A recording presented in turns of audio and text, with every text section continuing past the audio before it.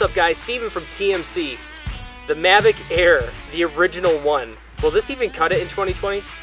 This is a couple drones old, and I'm still yet surprised by how good the footage actually is.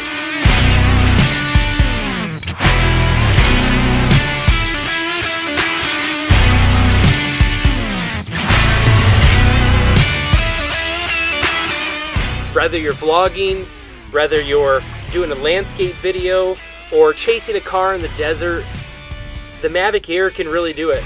It produces a really good high quality picture still, and for video this is my go-to little travel drone, and still to this day I use it. It stays in my car everywhere I go just because I know I'm going to get some really good crisp shots.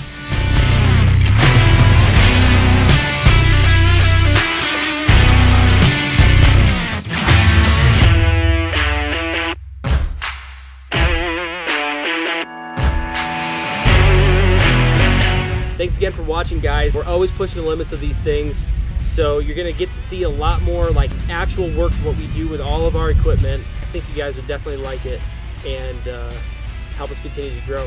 Thanks.